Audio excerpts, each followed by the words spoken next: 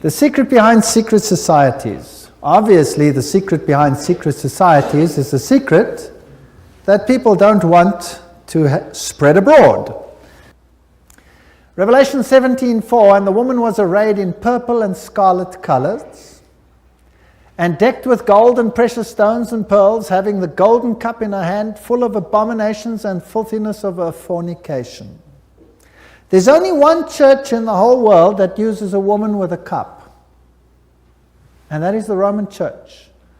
And here is Città del Vaticano, using the woman with the golden cup, and she is called Fides on all their documents. Fides. Now, what does that mean? Fides. Well, let's go to a Masonic source, a very good Masonic source, written by Albert G. Mackey, the Manual of the Lodge. Albert Mackey was a 33-degree Freemason. It'll become clear as we go through the lectures what this means. And he says, the right hand has in all ages been deemed an emblem of fidelity, and our ancient brethren worshipped deity under the name of Fides, or fidelity, which was sometimes represented by two right hands joined, and sometimes by two human figures holding each other by the right hand. Numa was the first who erected the altar to Fides, under which the name, the goddess of oaths and honesty, was worshipped. So it means honesty and fidelity, but it is also an image of a female deity. Now, Revelation 17 verse 5 calls this institution the mother of prostitutes. In Revelation 18 verse 7, she says, I sit as queen, I am not a widow, and I will never mourn. So she might have lost some children during the Reformation, but she's going to get them back. I am, and there is none beside me. I will never be a widow or suffer loss of children. She's going to control the world in a spiritual sense. That's what this power says. Now, it's interesting that the Vatican has just recently, September 5, 2000, issued this encyclical, Dominus Iesus, where she says, other churches are no sisters of ours, the Vatican insists.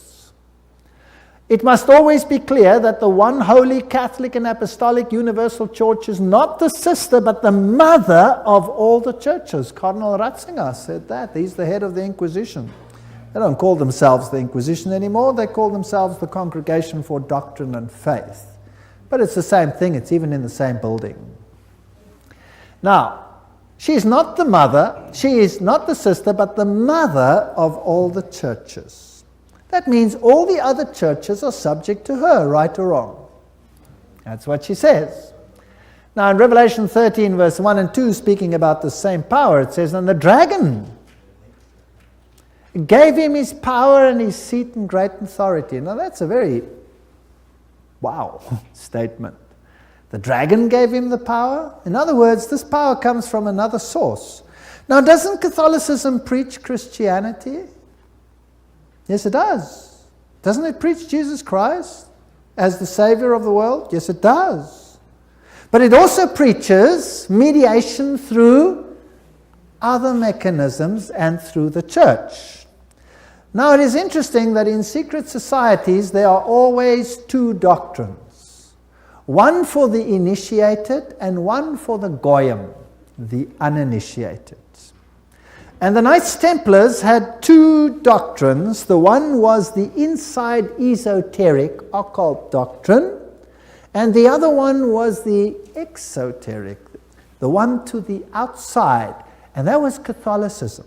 So the masses received a religion which the insiders turned on its head. Amongst occult insiders, Lucifer is the true Son of God. Jesus is a second son who was defeated by the first one who had been thrown out. So Lucifer is the true luminary, the victor in the battle, and will be the one who will be worshipped at the end of time. That is occult doctrine. That's always been the doctrine of the Kabbalah, the Kabbalist doctrine, and it has been the doctrine of Gnosticism. But of course, It's not what the Bible teaches, but then Catholicism doesn't teach what the Bible teaches either. Revelation 17, verses 12 to 14, talks about 10 horns you saw are 10 kings who have not yet received a kingdom, but who for 1 hour will receive authority as kings along with the beast. They have one purpose and will give their power and authority to the beast. And they will make war against the Lamb, but the Lamb will overcome them because he's Lord of lords and King of kings, and with him will be his called, chosen, and faithful followers. Now we're going to deal with the whole chapter of Revelation 17 at a later stage. But the kings of the world, here represented by these 10, will give their power to the system, just like in the Middle Ages, and enforce the doctrines on an entire world. Very interesting. This will be this beast from the bottomless pit. Now, Gary H. Carr, in his work En route to global occupation, puts it this way. He says there were the ancient mystery religions which come from Babylon, and they were pantheistic, of course, which means God is in nature, God is in everything, which in effect makes us God then too. This was inculcated in Kabbalism, was taken over in the Christian era in what is called Gnosticism, and the Knights Templars were the inner secret core that had the ancient knowledge of the mystics. This was carried further through Rosicrucianism, Freemasonry, and the Illuminati, which, according to Gary Carr, controls Marxism, American European secret societies and political societies, international banking, and the World Council of Churches. Now that sounds very strange. Is the World Council of Churches controlled by Freemasonry? We'll have to look into that in some detail. Then, of course, you have the entire New Age movement, the Theosophical societies, the many cults, and all these things are all controlled by this mechanism to make null and void the doctrine of salvation in Christ alone. That will be the final battle. And in order to achieve this, this woman has concealed herself and has hid herself in a garb of Christianity, and people receive the Goyim doctrine and do not know what the inner core doctrine is. That is quite something. Well, if we look at 1 Chronicles 16 verse 26, for all the gods of the people are idols, but the Lord made the heavens, tells us that idolatry is quite something that's rife on the earth.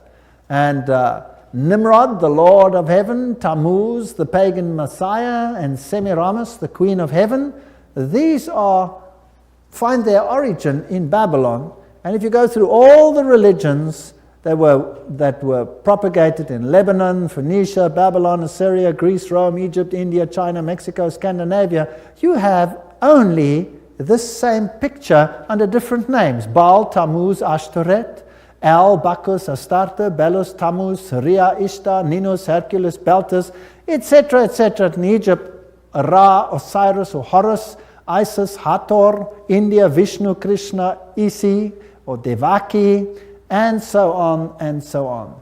Now, Romanism, the Roman Church, has taken this Trinity and made it Father, Mother, Child, which means that they must elevate the female to the point of deity.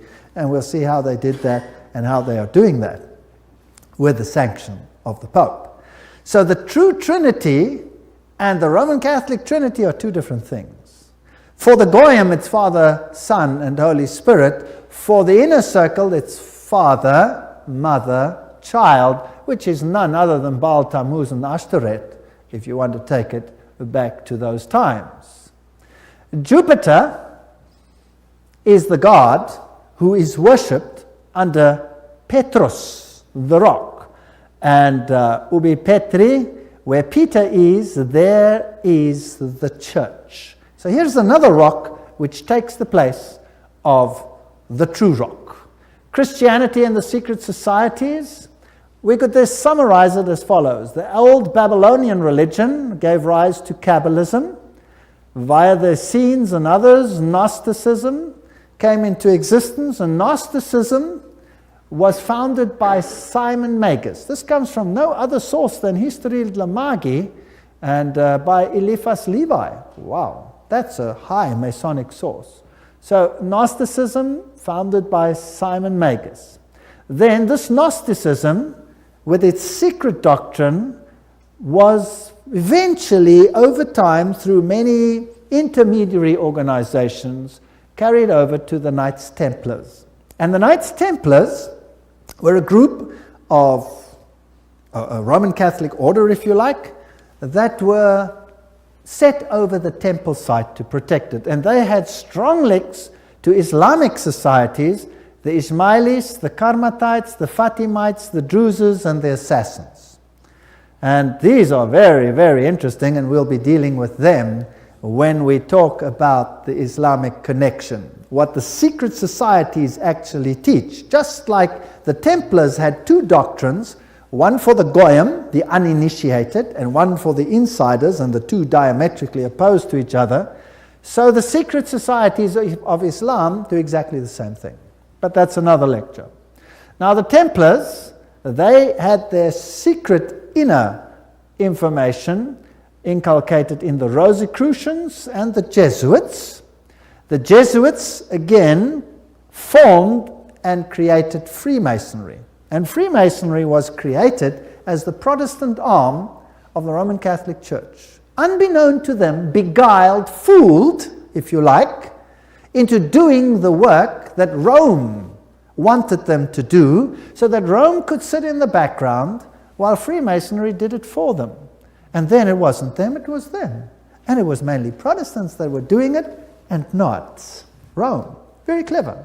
Very, very clever indeed. So now let's have a look at these Knights Templars.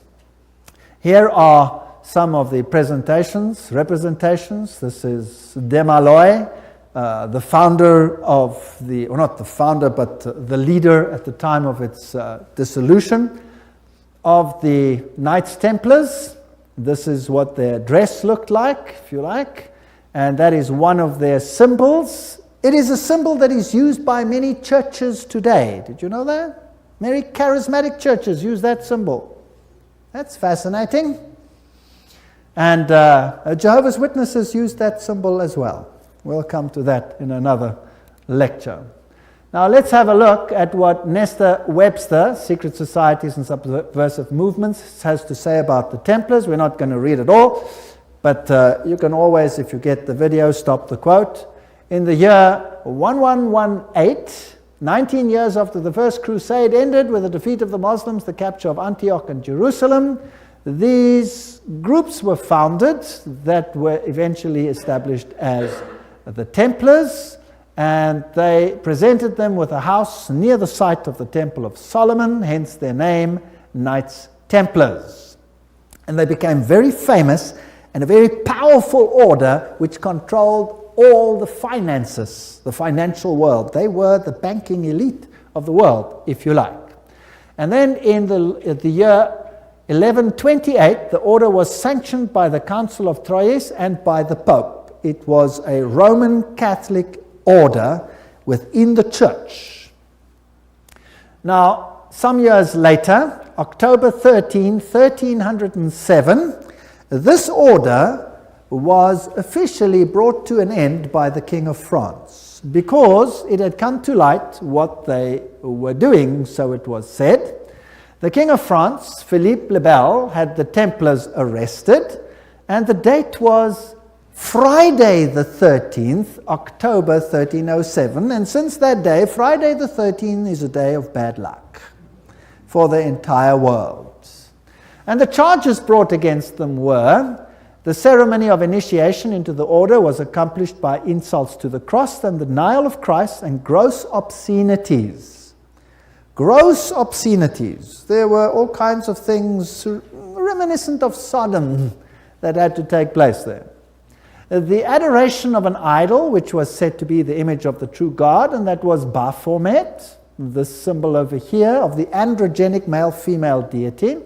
The omission of the words of the consecration of the Mass, the right that the lay chiefs amongst themselves giving absolution, and authorization of unnatural vice. So they had to to curse the cross, trample upon Jesus, swear allegiance to Baphomet, and sanction this with unusual vice. That's a pretty serious crime in those days, so he was sentenced to death. But the order actually didn't disappear. The Pope was very reluctant to say that it was so. Masonic ritual includes references to the Knights Templars. For example here, Secret Societies and Subnervous Movements says, several knights who had set forth the rescue of the holy places of Palestine from the Saracens formed an association under the name of Freemasons, thus indicating that their principal desire was the reconstruction of the Temple of Solomon. And you hear a lot about the reconstruction of the Temple of Solomon today, and the story of Israel and all those interesting things. Now let's go a little bit into some of the history. I'm taking you to this beautiful palace. Where do you think it is? It's in Jerusalem. And it's Notre Dame Vatican.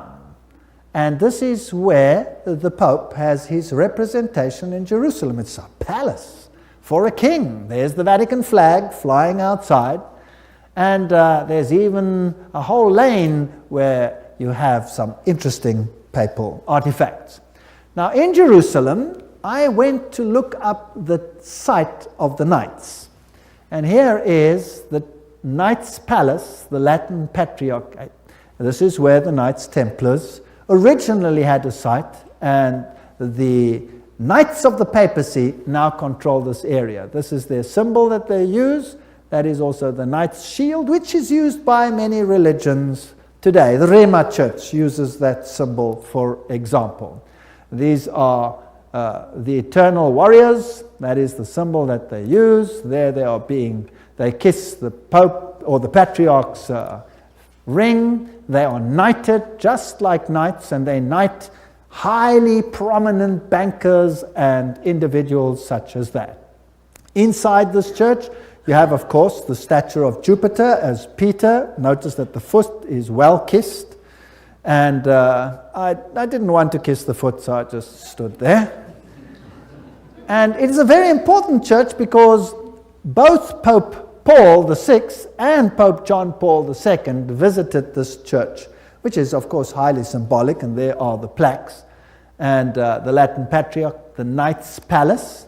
If you go inside, there's this interesting altar. And as you look at the altar, you'll see certain figures over here. This one over here is very interesting. Let me get it a little bit closer. And what do you see? You see the double-headed eagle, which is also the symbol that is used in Freemasonry. So there it is on the altar of the knights. And what is there on this side? Two swords held like a compass. Fascinating. So there are many, many Masonic figures in here. The tail feathers and the feathers of the eagle, very reminiscent of what you have, for example, on the back of the dollar, and all those other interesting symbols of the circle with the triangle and the sun around it.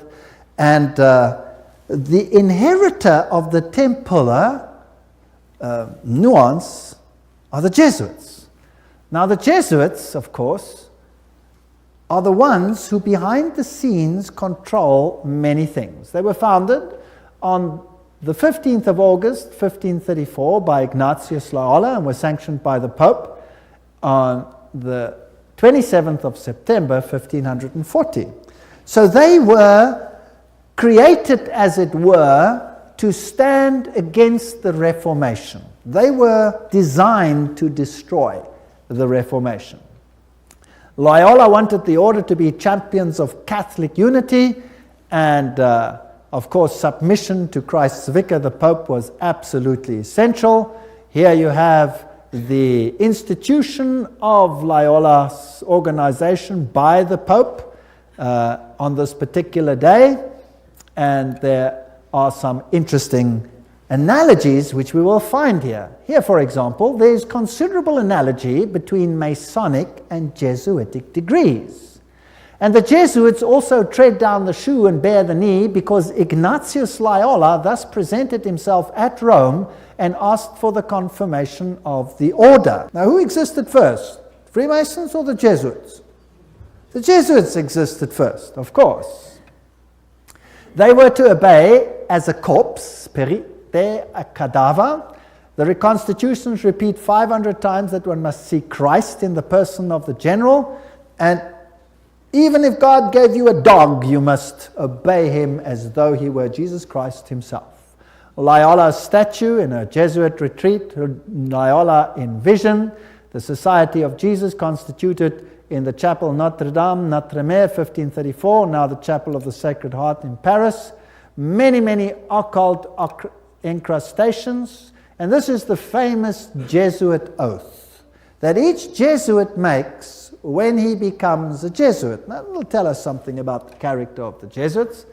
There it says, I, and he fills in his name, in the presence of God and all the saints and all these things, swear that His Holiness the Pope is Christ's vice-regent and is the true and only head of the Catholic Universal Church, etc. It also says here that this power was given by the Savior, Jesus Christ. He has power to dispose heretical kings, princes, states, commonwealths, governments, all being illegal without his sacred confirmation, and that they may safely be destroyed. So a Jesuit swears that if a government is not subject to Rome, it can be what? Destroyed. I further declare that I will help and assist and advise all or any of His Holiness's agents wherever I shall be, and do my utmost to extirpate the heretical Protestant or liberal doctrines. Liberal doctrines are doctrines where you decide what you believe. You take the liberty of making your own choice rather than allowing the Pope to do it for you. And that will be destroyed, and all their pretended powers. And that it doesn't matter where you send me in the world, I will obey. And I promise that I will have no opinion of my own. I will obey like a corpse. And I will make war, secretly or openly, against all heretics, Protestants and liberals, as I am directed to do, to extirpate and exterminate them from the face of the whole earth. I will spare neither sex, age, nor condition, and I will hang, waste, boil, flay, strangle, bury alive these infamous heretics, rip up the stomachs and wombs of their women, crush their infants' heads against the wall in order to annihilate forever their execrable race. That's quite a nice Christian promise, would you agree? Very Christian promise. Did they do it? Well, the Waldenses, they smashed the children's heads against the rocks to make the parents rescind. In the Ottoman Empire, that's an interesting story, in Serbia and in all those East Bloc countries where they occupied, they took the children, threw them in the air, and caught them on the ends of their bayonets. They were nice people. Now you will say, that was Islam, that wasn't Jesuits? Well, debatable. We'll talk about it another time. And if I cannot do it openly, I will do it secretly. So that is what a Jesuit swears. This is the famous Pontifical Gregorian University in Rome, the most prestigious Catholic university in the world. The Jesuits, in all their enclaves, have their figures in caves. Now in paganism, all the deities come out of the cave, and they have the letters IHS, which actually stand for Isis, Horus, Set, which is the Egyptian Trinity. They, of course, say it means Jesus hominum salvator, Jesus the Savior of men, but it doesn't. It means IHS, Isis, Horus, Set. And their symbol is the triangle with the all-seeing eye in it for this deity. They also use the pillar, the stela, if you like.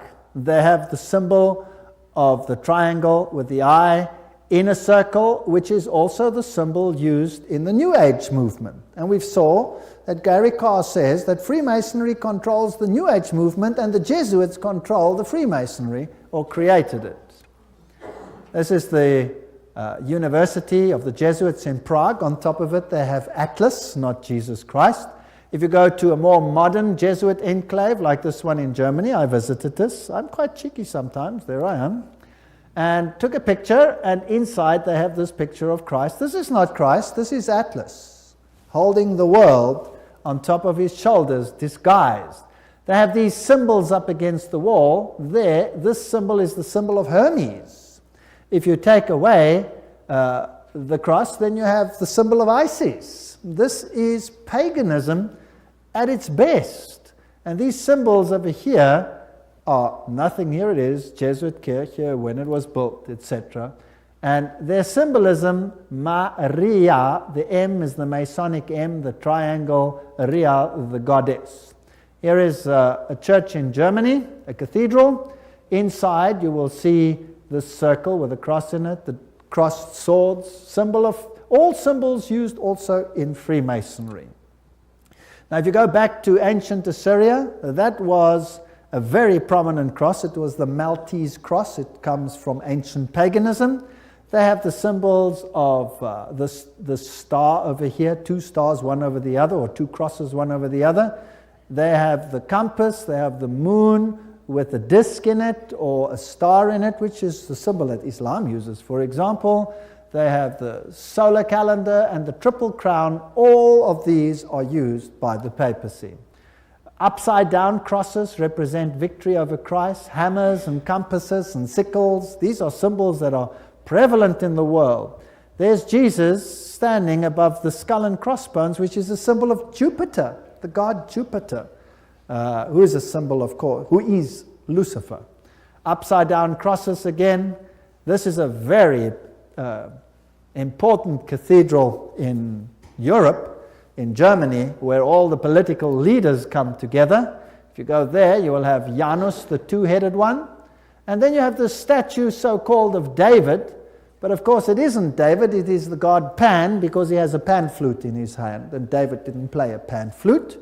So I went to look for the dark side of Pan, because there's a light side and a dark side, and I found him. There he is, the hoofed one in the same cathedral. So they hide their occult symbolism. If you enter into the hallway, you find this over here. This is the god Anubis.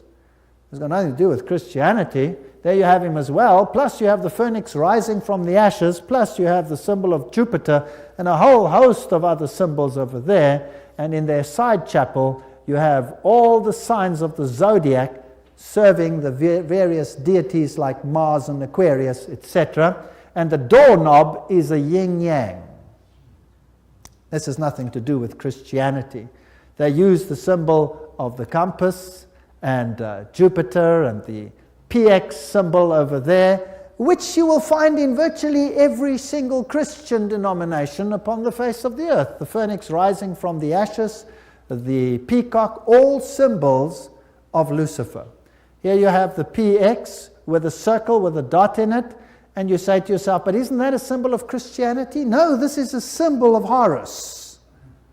This has got nothing to do with Christianity. They use pine cones. Let's ask Albert Mackey, 33-degree Freemason, to tell us what the symbol means.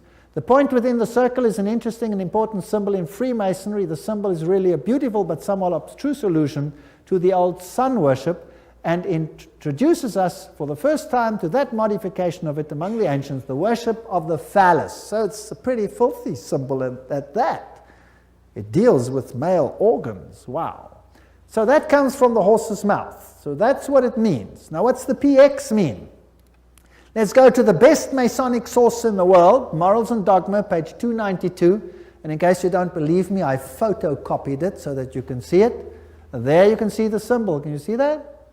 It is the staff of Osiris. On the medal of Constantinople, in hoc signat eris, whatever the inscriptions. And then some other interesting things. So this is the staff of Osiris. And then it goes through the mystic Tau and the crosses and the stars of David. And then he uses this one as well. Interesting symbol. He says the vestment of the priest of Horus were covered with these crosses. That's a Maltese cross. Remember that I showed it to you on the Assyrian king? Now, who wears that on his vestments? Well, let's have a look. Oops, there it is. Who's wearing it? The Pope is wearing it. So what is he? He must be the priest of Horus. So to the outside world, it seems like Christianity, but to the inner circle, it's occultism.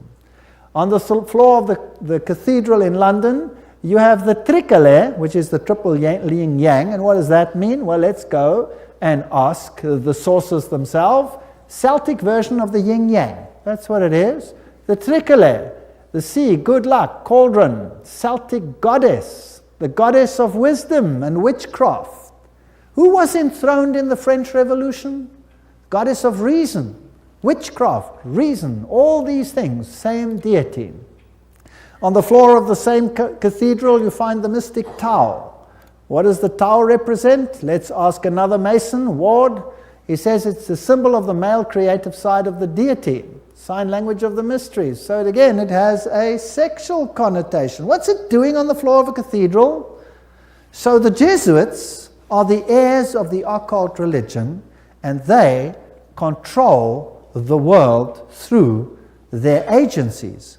They stand in the background, create sub-organizations, and everybody thinks they are not active. Let's ask them themselves what they believe.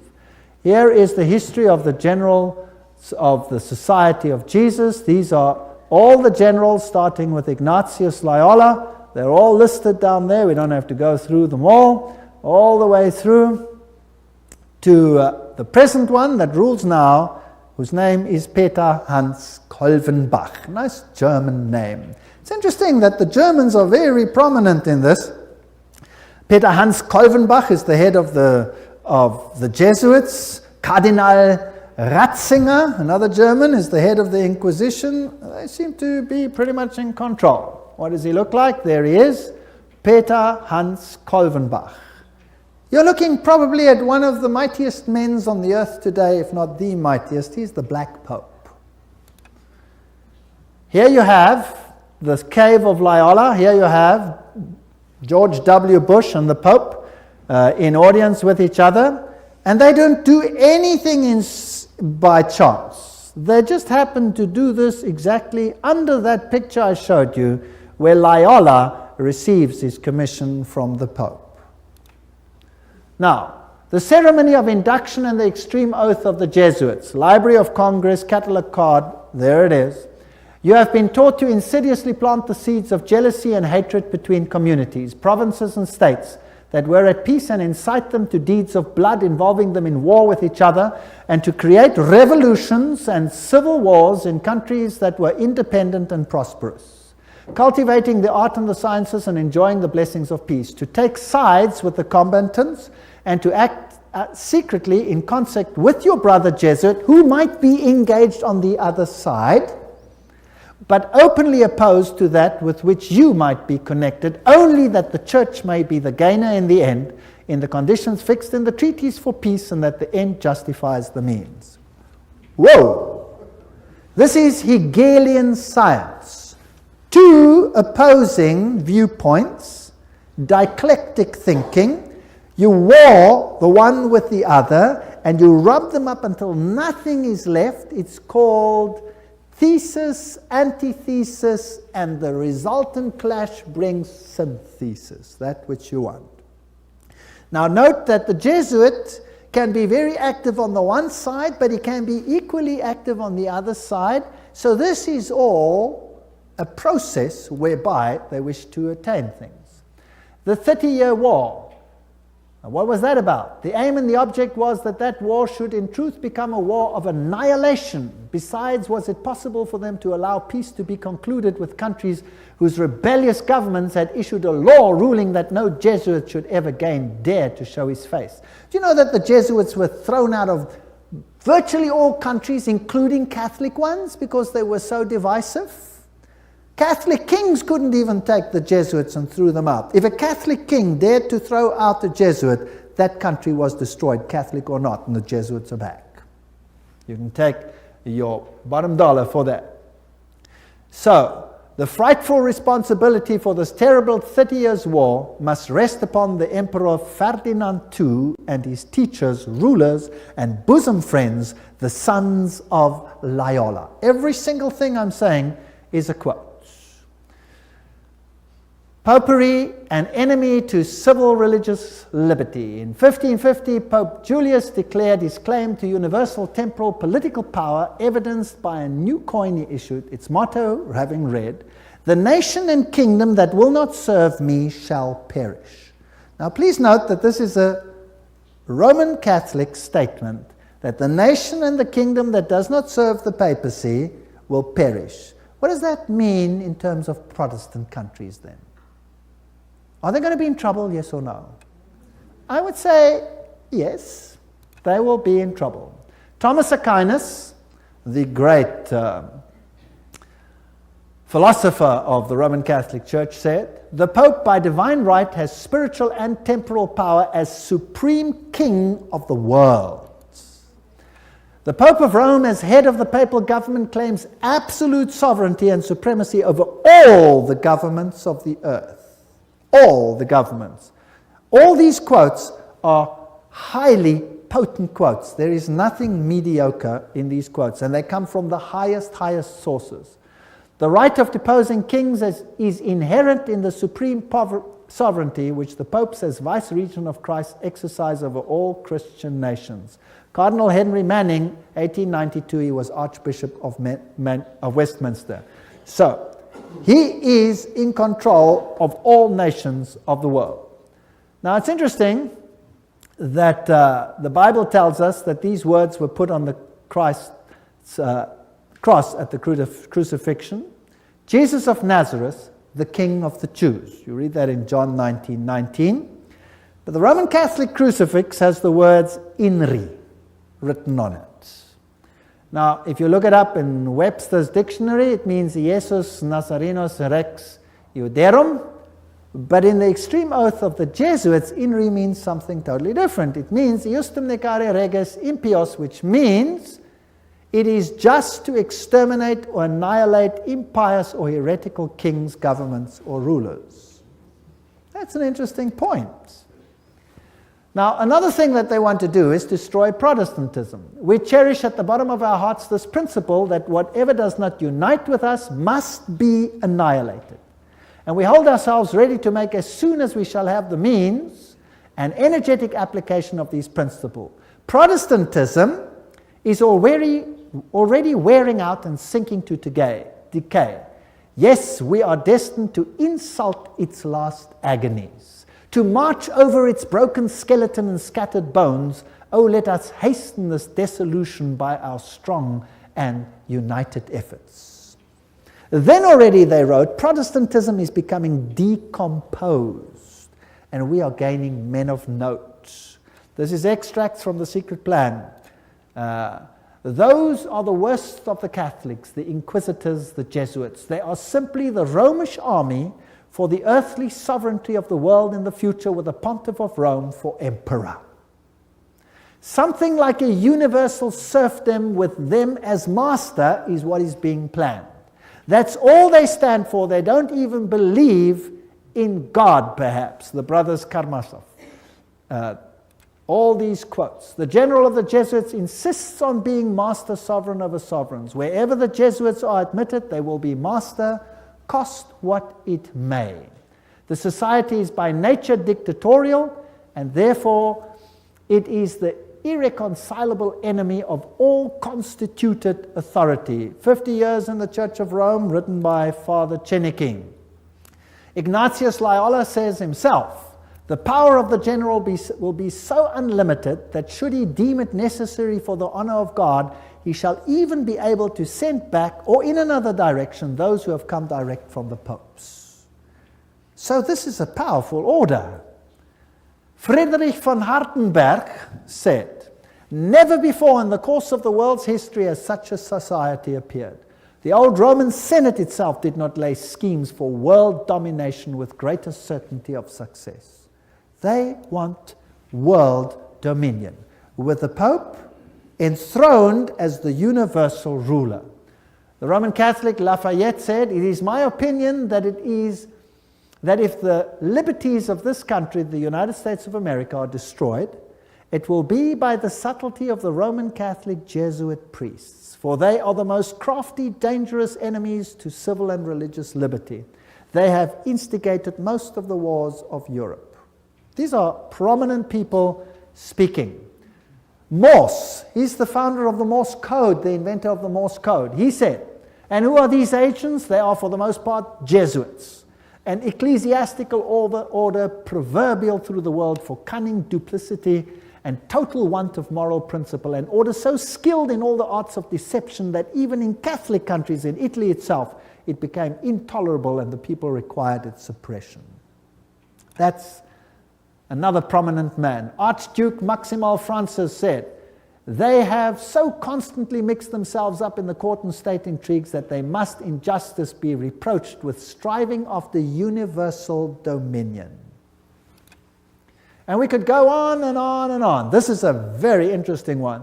This is Michelangelo Tamburni, 1720. This is the Jesuit of the general of the Jesuits, the general speaking to the Duke of Brancas, and he said the following: "See, my lord, from this room I govern not only Paris but China.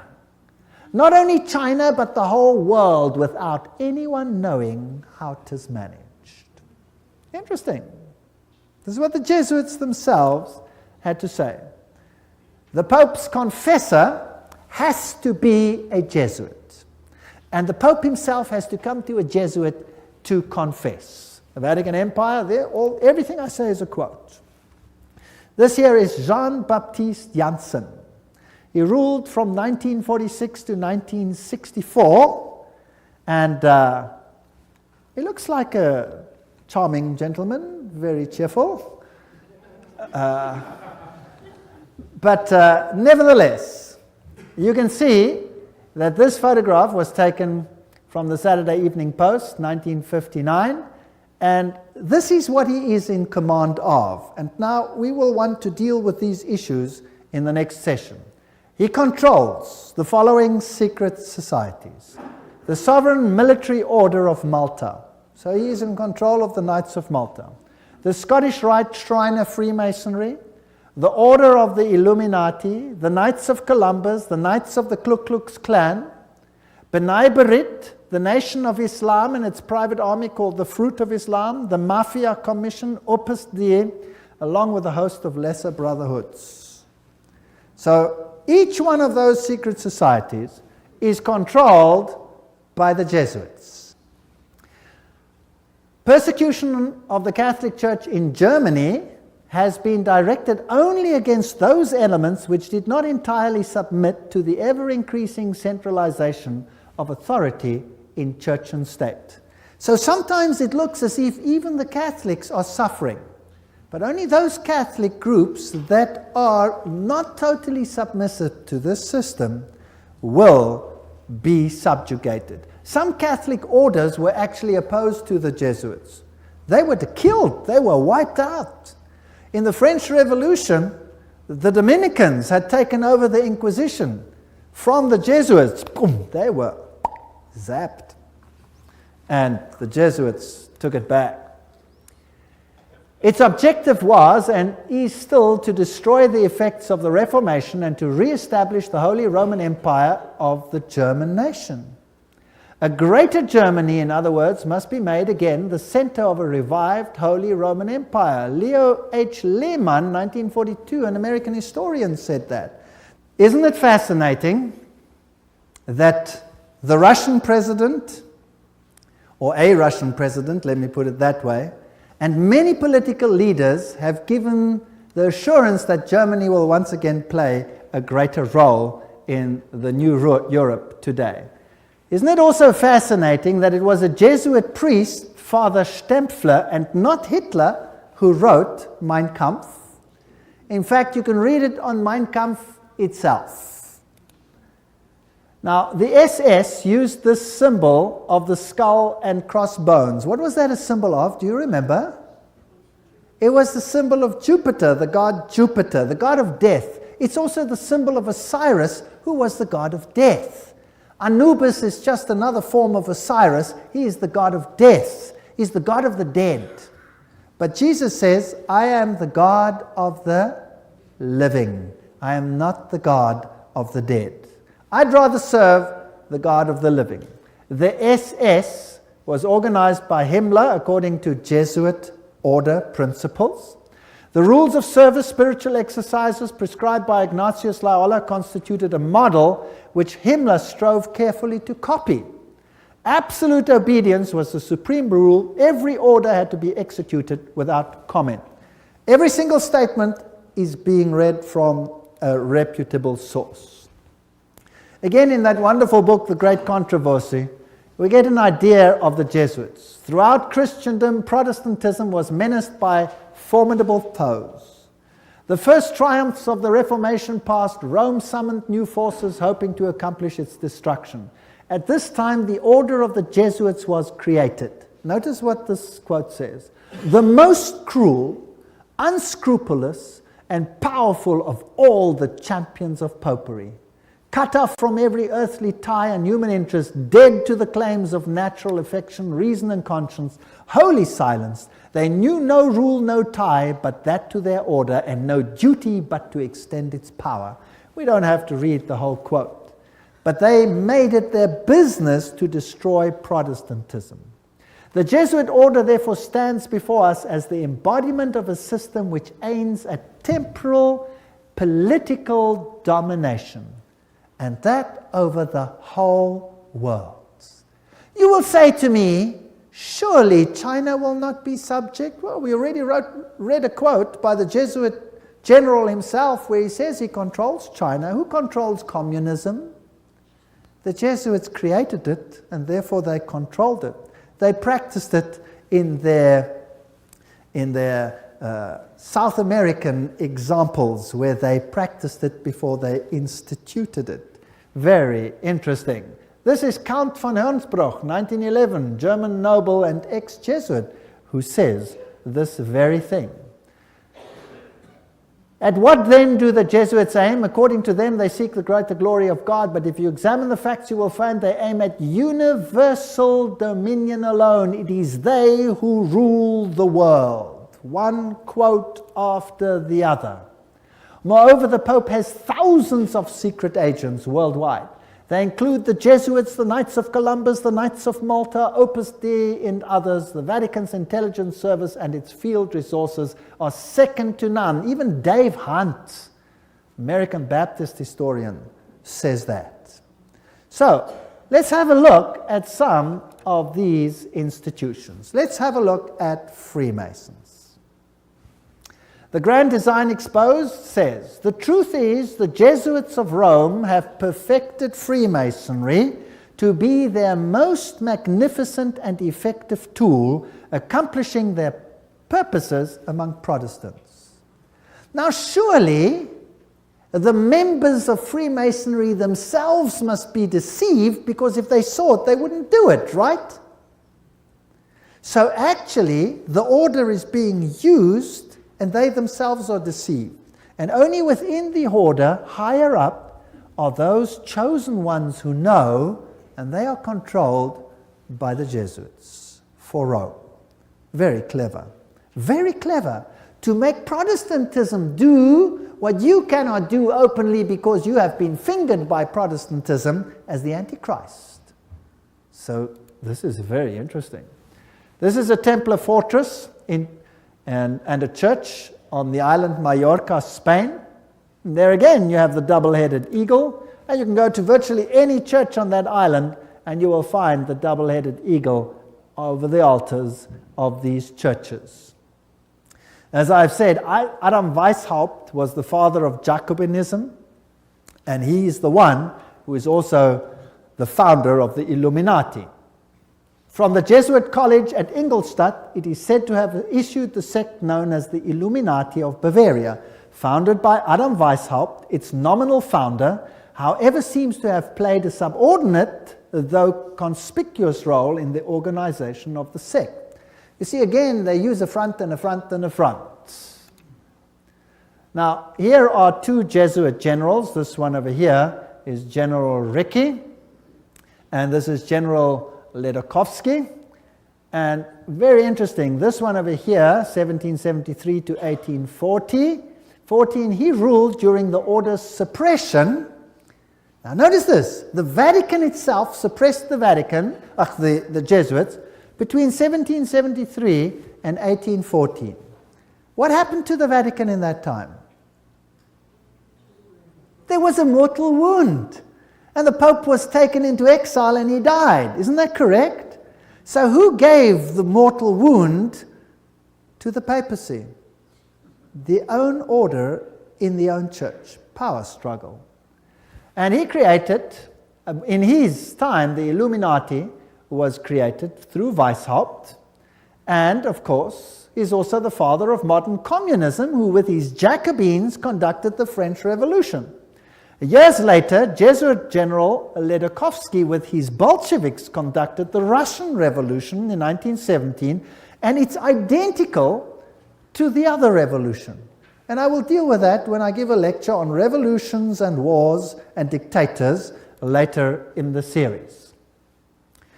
France's greatest authority on the Jesuits, Edmond Paris, said, "The Russian Revolution, by eliminating the Tsar, protector of the Orthodox Church, had it not decapitated the great rival and helped the penetration of the Roman Church? We must strike while the iron is hot. The famous Russicum, Russian College of Rome, is created in 1929, and its clandestine missionaries will take the good news to its schismatic country. 1 century after their expulsion by Tsar Alexander I, the Jesuits will again undertake the conquest of the Slav world. And did the poor Slavic world suffer? They were slaughtered by the millions. History will show what happened there when Stalin, probably one of the greatest mass murderers of all time, did his thing. Frederick the Great, so-called, of Prussia, caused the high degrees of Masonic constitutions of the ancient rite to be revived, and he himself wrote the constitutions under the guide of the Jesuit general. Encyclopedia of Freemasonry, Albert G. Mackey says that himself. Very interesting. And now notice this. This is a source that's unbelievable. This is Isis Unveiled by Blavatsky herself, the author of Secret Doctrine. She says that the rites are the offspring of the sons of Ignatius Loyola. The Scottish Rite and all of these worked under the instructions from the general of the Jesuits. So who controls Freemasonry? The Jesuits, there's no doubt about it. Here, we have confirmed the induction of the Knights Templar Mason into the councils of the said order of knighthood, and hoping in confiding that he will ever be so demean himself as to conduct to the glory of IHS, the most holy and almighty God, and to the honor of the mark we do recommend. There's a ritual in Freemasonry which is totally Jesuit. So the Jesuits control Freemasonry. Here's a Freemason temple, if you like. It's in Oklahoma. There is IHS. This is a Freemason temple. It's a lodge. There is IHS in it. There are still old ladies, male and female, about the country who will tell you with grim gravity that if you trace up Masonry through all its orders till you come to the grand tip-top head Mason of the world, you will discover that the dread individual and the chief of the Society of Jesus are one and the same person. James Patron, American historian. There are many that say these things. Knights of Malta. The Freemasons are in the foreground, while the Jesuits and the Knights of Malta are in the background. The Jesuits control even the Knights of Malta. Now, who are they? Well, they are headquartered in Rome, these knights. They used to be on an island, but besides that, they used to be a military order. They are still a military order. They are knights. They control the banking of the world, the industry of military complexes of the world. They oversee Chase Manhattan Bank with all its branches. They rule all the intelligence communities, the KGB, the CIA, and all of these things to restore the Dark Ages. Everything I'm saying is a quote. I'm saying nothing. Don't accuse me of saying anything. I'm just reading. Who are they? Well, here's the head of the Knights of Malta at the moment in America. Well, he's dead now. This is Francis Joseph Cardinal Spellman, Cardinals of New York. And their headquarters is St. Patrick's Cathedral, the diocese of the Archbishop of New York. There are the various ones. Here's Terence Cardinal Cook. Then was Cardinal O'Connor, and currently Cardinal Archbishop of New York, Edward M. Egan. Now let's have a look who the members of the Knights of Malta are. That should be interesting. Some past, some present. General Alavena, George Anderson, Angleton, Azru, Bertie, Bobs, Bonaparte. Does that name ring a bell? Borges, Bradley, Brady, Pat Buchanan. Does that name ring a bell? James Buckley, Prescott Bush, does that ring a bell? Frank Capra, William Casey, does that ring a bell? CIA, Cisnero, Cooks, Coughlin, Loach, Giscard d'Estaing, does that ring a bell? President of France, Bill Donovan, Alan Dulles, Avery Dulles, Edward Egan, that's of course the Cardinal himself, Franz Egon, John Farrell, Flanagan, Flynn, Gelly, Galen, Gorman, Grace, General Alexander Haig, does that ring a bell? Otto von Habsburg, wow. Konrad Hilton, Heinrich Himmler, he was Knights of Malta.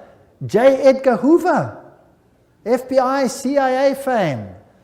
Joseph Kennedy, Ted Kennedy, Larkin, Lehman, Lorenzo, Luce, Henry Luce, founder of all the great magazines and Time magazine and all of them. Great publishing magnate, MacDonald, Manhattan, you name them, all of them. O'Neill, Otis, Franz von Papen, the legate who worked with Adolf Hitler, Perón, Rocco. The list goes on and on and on. Frank Shakespeare, Martin Shea, even Frank Sinatra was a Knight of Malta for interest's sake. So there are prominent men who are Knights of Malta. Now what about the Knights of Columbus? The founder of the Knights of Columbus is Father Michael McGivney. He lived a very short time, then he died. He was very young. He died at the age of 38. There is their emblem, and this is their official home webpage. You can just take it straight off, and you can see something fascinating. What is that? Hello? Do you remember what it is? A little bundle of rods that you also found in the French Revolution, right there in the Manifest of Human Rights. What is it? Fasciae. And they've got a wreath around them. What does that mean? All power in one man. Who will that man be? Who do the Knights Columbus, founded by a Roman Catholic priest, want to see the power vested in? The Pope, of course. The Knights of Columbus, founded at New Haven, Connecticut, 1882. Then it was already considered 300,000 strong. Only Roman Catholics are eligible. It is initiative to service in 4 degrees. It's the heart and soul of politics. You cannot get into politics if you don't have the stamp of approval of these guys. The fact is well known to political machines and non-Catholic politicians whose candidates must receive the approval of Rome and the Knights before they dare nominate them for either dog pound or presidency. The Knights of Columbus' principal business is politics, a Jesuitical politics. A menace to the nations, Jeremiah Crowley, is the quote. These are serious accusations. There they are, with their fasciae, which will become clearer as we go on, and we can see where we are heading. For today, Rome considers listen to this. Today, Rome considers the fascist regime the nearest to its dogmas and interests.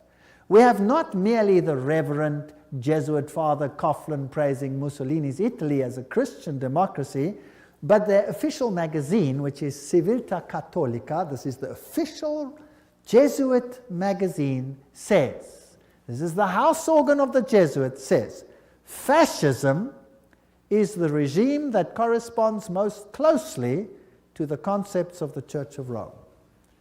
This is scary. Have you noticed lately that there is more and more control? Have you noticed some of these things? Have you noticed that you are being treated more and more like someone who has to bow 20,000 times before the powers? Then there is the organization Opus Dei. Is a semi-secret religious lay order with paramount objective is total support of the papacy. And these people walk around with clamps that tear into their flesh so that they have constant pain with every movement to remind them of their obligation. And they have high members, like presidents, for example, of Portugal is an Opus Dei member.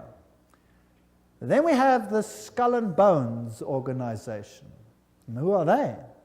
Well, they have this interesting skull and bones. What does it represent? You know that by now. Jupiter, and they have the number 322. If you look up Genesis chapter 3 verse 22, you will find, now man has become as like one of us, knowing good and evil, raising man to the level of deity. This is Yale University, the place where they are. Now let's consult one of the greatest authorities on skull and bones. That is Anthony Sutton. Let's ask him who he is. Educated at the Universities of London, Göttingen, California, former research fellow at the Hoover Institute, Stanford University, as well as economics professor of California State University. He had the guts to speak out and write a book, and it cost him dearly. But nevertheless, let's quote him. There is the book, Anthony Sutton, America's Secret Establishment, an Introduction to the Order of Skull and Bones. So that I don't say it, let's quote it. Skull and Bones, it's over, it's Bush. Bush won the election. Let's watch this video. Yale University, the scions of America's first families confess their sexual exploits from a gruesome coffin. In a smoke-filled room, a handful of power brokers manipulate the global economy. These are the purported activities of some of America's secret societies, groups with names like Bilderberg, Skull and Bones, and the Trilateral Commission. The Skull and Bones Society is founded in 1832 by 15 seniors at Yale University in New Haven, Connecticut. They establish a secret society with rules and rituals that remain unchanged to this day. The Skull and Bones initiation ceremony is said to be held in April in the tomb's basement. One distinguished member serves as master of ceremonies. Once in robe, he is known as Uncle Toby. The shortest senior is appointed Little Devil and dons a satanic costume. A bonesman with a deep voice is dressed as Don Quixote. Another is dressed as the college's founder, Elihu Yale. Still another is given papal vestments. It would all be funny if it weren't for the fact that among the former bonesmen are 3 presidents: William Howard Taft, George Bush, George W. Bush, numerous senators and ambassadors, industrialists like William Whitney, CIA agents, State Department officials, and publishing magnate Henry Luce. Absolute secrecy is also required. In his 1999 autobiography, George W. Bush devotes just one sentence to his membership in Skull and Bones. Quote, "My senior year, I joined Skull and Bones, a secret society so secret, I can't say anything more." The secrecy, according to some researchers, is there to protect the fact that Skull and Bones funnels its initiates into positions of power and influence. The best-known bonesman is ex-President George Bush, who, according to tradition, is supposed to avoid admitting he's a member. Mr. President, are you a member of Skull and Bones? Leave the room. American Journal got a similar response when we recently asked George Bush Jr., the governor of Texas, about his membership. Does it still exist? I mean, the thing is so secret, I'm not even sure it still exists. Okay, so you'll see that George W. Bush is a member. They lie in a coffin. They bow down before a papal figure, swear allegiance. They do all kinds of weird sexual things in a coffin, which I'm not going to explain what they do here. It's pretty vile. And these are the presidents of the most powerful countries in the world, and they belong to secret societies such as this. The order, what it is and how it began. Those on the inside know it as the order. Others have known it for more than 150 years as Chapter 322 of a German secret society. That is very important. In fact, this was discovered when they broke in and stole some of the papers at that institution. It is officially known as the Russell Trust of 1856, or as the Brotherhood of Death, because they serve the god of death, who happens to be Anubis, if you like, Osiris, if you like, or Jupiter. The American chapter of the German order was founded in 1833 at Yale University by General William Huntington Russell, And Taft, the only man to be both President and Chief Justice of the United States. Interesting. Now the German order, what does this actually mean? The Illuminati had its origin at the University of Ingolstadt, and recruits were from the student Inkorps. Of course, they had to be students with high connections, sons of very high insiders. The order had its origin in Yale in 1833, but Skull and Bones is a chapter of a German secret society. So, which organization does it represent? Active members have enough influence to push their sons and relatives into the order, and there's significant intermarriage amongst the families, and they fall into major categories, two major categories. We find the old line, American families, second, families who occupy great wealth. When he's initiated into the order, he says, tonight he will die to the world and be born again into the order, as he will henceforth refer to it. The order is a world unto itself, in which he will have a new name, and 14 new blood brothers also with new names. Now there's also a British chapter which was established at Oxford University and All Souls College, and the British element is called the Group. So the Skull and Bones is not the only one. You have the Group, and then you have a European order as well. So the Group links to the Jewish equivalent through the Rothschilds, the Inner Circle, and so there is a worldwide secret organization which has the highest individual in industry, government, all facets of life. And they actually are the most prominent rulers in the world today. And if they are a chapter of a German society, then they are the Illuminati. And George W. Bush said that there are 1,000 points of light illuminating the world at the moment.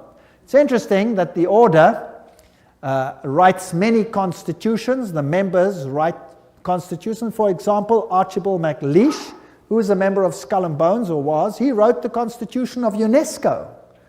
Now we're going to have to deal with UNESCO and find out what it's about. Churches, the Union Theological Seminary is under the control of Skull and Bones. A very interesting seminary. We'll deal with these in more detail in another lecture. Major establishment of law firms, communications and industry, the Federal Reserve, and all of these are controlled by the order. This is how Chapter 322 operates. There's a central inner core. Notice that this is actually the all-seeing eye, the wedge of the eye, but that's something else. There's an inner core, there's an inner circle, there's an outer circle, there's an Atlantic circle, the Bohemian Club, notice there, Bohemian Club, part of Skull and Bones. Pilgrim Society, Penumbra Order, Chapter 322 of the Order, the Trilateral Commission. That's how it's put together. You could basically put it this way: Council of Foreign Relations, United Nations, Bilderbergs, Club of Rome, Royal Institute of International Affairs, and the Trilateral Commission, with the Illuminati controlling everything on the inside, forming basically the Round Table. Now you saw that the Bohemian Club is part and parcel of the issue. Now what is this Bohemian Club? Well, here's the Bohemian Grove. The August 2, 1982 edition of Newsweek reported, this is just another quote, the world's most prestigious summer camp, the Bohemian Grove, is now in session 75 miles north of San Francisco. It's in a forest. It's a fortress. But strangely, even fortresses can be breached, and one enterprising journalist managed to sneak in. The fiercely guarded 2,007 acre retreat is the country's extension of San Francisco's all-male, ultra-exclusive Bohemian Club, to which every Republican president since Herbert Hoover have belonged. This is just a quote. This is the Bohemian Grove ceremony, which was photographed or videotaped, very darkly, of course, very secretly, by one journalist, which caused a major furor. Now you can see very little in this light, so I'll explain to you what's happening there. In this forest, the men appear naked. Naked. They have to walk around naked. In fact, some members have left the society because they're tired of walking around naked. Now imagine every president of the United States has been a member of the Bohemian Grove. And just imagine. The priests are dressed in vestments, papal vestments, and they pay homage to an owl because the owl sees in darkness. It has illumination. There are other rituals which I do not want to talk about that happen between all these naked men. And if you read your Bibles, you will find that those who worshipped in the groves were called the perverted ones. He is eternal, and we bow to beauty everlasting. For lasting happiness, return to one alone, and she surrounds you now. Great nature, refuge of the weary heart. We bow to one alone, great nature. She is ever faithful. Other friends may fail, so must ye come as children. Little children that believe nor ever doubt her beauty and her faith. Bohemians and priests, our funeral pyre awaits the corpse of care. Prince of all mortal wisdom, Owl of Bohemia, we beseech thee, grant us thy counsel. Owl of Bohemia, grant us thy counsel.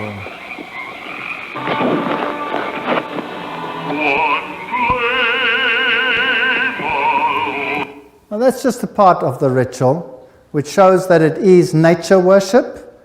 It is condemned in the Bible, and yet who are the members? Let's continue. This is an article in Mother Jones, August 1981, volume 6, page 28, and reports who the prominent members were. For example, George P. Schultz, Stephen Batchelor, Gerald Ford, Henry Kissinger, William Buckley. Can you imagine them all walking around naked, worshipping a stupid owl? I mean, that's so pathetic.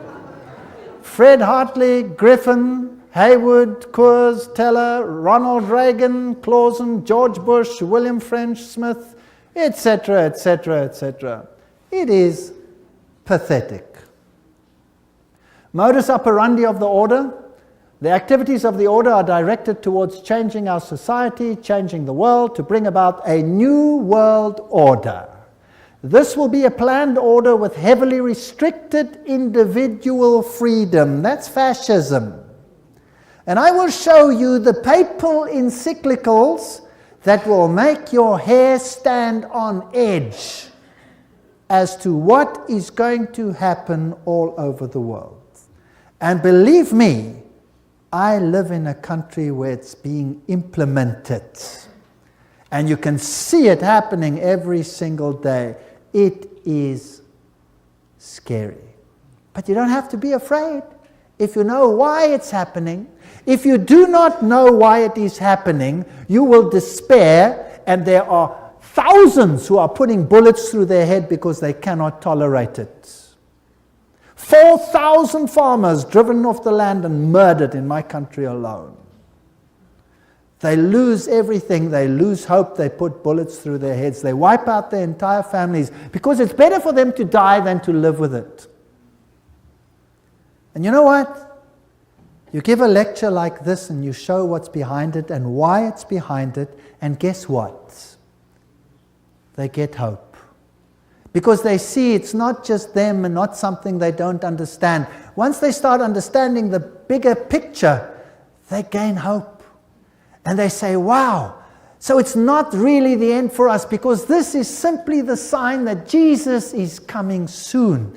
And there will be a better kingdom. Let us give our lives to Jesus Christ, because this world has nothing to offer. And they get hope. No constitutional protection if you go against it. They control education. I'll show you how in the lectures. Money, law, politics, economy, history, psychology, philanthropy, medicine, religion, media. There is nothing that they do not control. And remember, they are neither left nor are they right. So if there are right-wing parties and left-wing parties, they control them what? Both. That's the Hegelian principle. That's Hegelian logic. Remember that both Marx and Hitler, the extremes of left and right, presented as textbook enemies, evolved out of the same philosophical system, Hegelianism, that brings screams of intellectual anguish from Marxists and Nazis. Remember that the Jesuits were told that they must serve on this side and the other side. Remember that?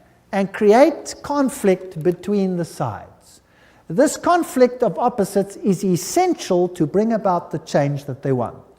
Today, this process can be identified in the literature of the Trilateral Commission, for example, where change is promoted under conflict management. Have you heard that name before? Right, conflict is essential. The state is absolute. So the state must have total control. That means the people must relinquish their rights to the state. Do you see that happening in the United States at the moment? Absolutely. So, the state requires complete obedience. An individual does not exist for himself in these so-called organic systems, but only to perform a role in the operation of the state. That's exactly what it was like under Nazism. Here's Hegel. The two, Hegel and Kant, are the philosophers behind the system. I was stunned. I was in Europe 4 weeks ago, in Germany, and the leaders, the presidents of Germany, went down and put down wreaths in front of these people's graves and said, their philosophy has made the new Europe possible. They honored them. What a terrible, I would almost say satanic, well, why not just say it, philosophy. The Illuminati principle that the end justifies the means is also the principle of the group and the order, which is skull and bones. That means you can do anything, no matter how dastardly, as long as you achieve your aim. There's an outer circle, an inner core, all of these. Council of Foreign Relations is the outer circle, Trilateral Commission, all of those. Trilateral Commission was founded by David Rockefeller, comprises 200 members worldwide. The Bundy operation, activism towards a new world global order. George W. Bush, who was a member of Skull and Bones, remember, says that it's a big idea, a new world order where diverse nations are drawn together in a common cause. Only the United States has both the moral standing and the means to back it up. So, do you think they're trying to get all the countries of the world to come into this system, yes or no? Do you think it's possible that they are giving their power to a woman who rides them? Does it look like it? Who controls them? The Jesuits. And who do the Jesuits say all power must be under? The Pope. Isn't that correct? All right. So who do you think would clamor for a new world order more than anyone else? Maybe the Pope. Wouldn't that be interesting?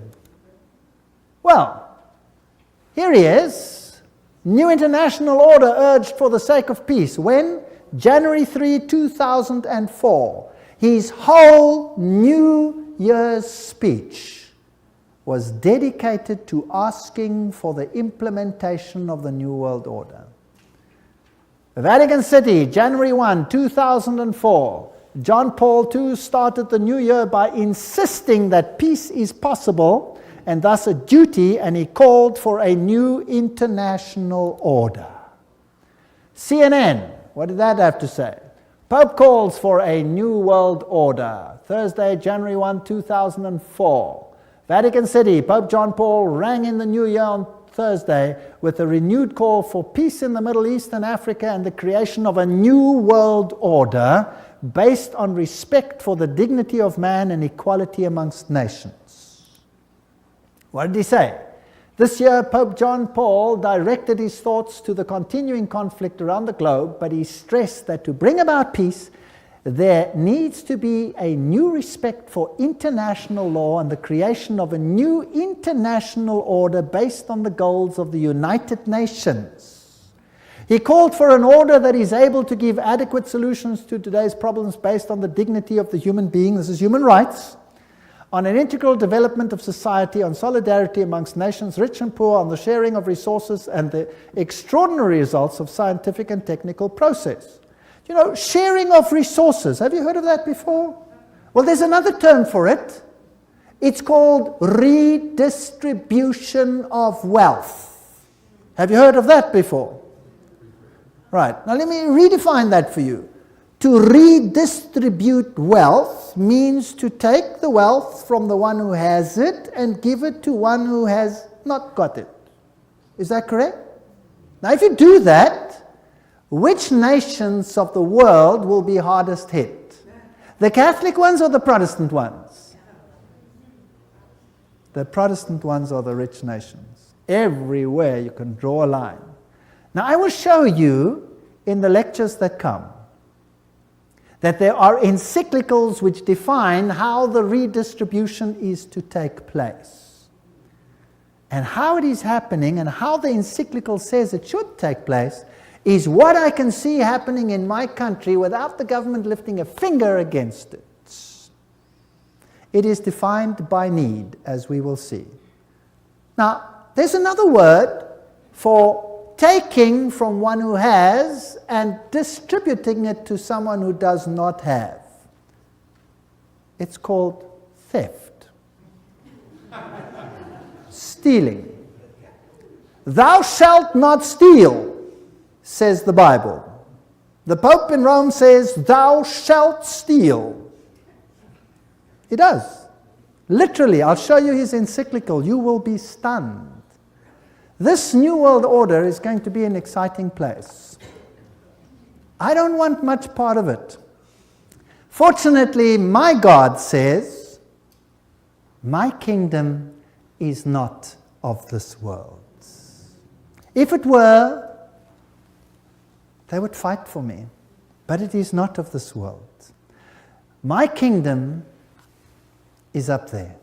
There where your treasure is, there your heart will be. I have managed, because I live where I live, to loosen myself from that which I own, because I know that it means nothing anymore. Do you know that in my country, if you go on a holiday, and you stay away for a while, and you come back, and your house is occupied, that you cannot put the new tenants out, even if the house is yours? Did you know that? Because they have need, therefore they have the right to take it, whether you own it or not. And this is not a joke, this is a fact. Scary. But who cares? I serve a God who has promised the most wonderful things, even temporal things, to those who serve him.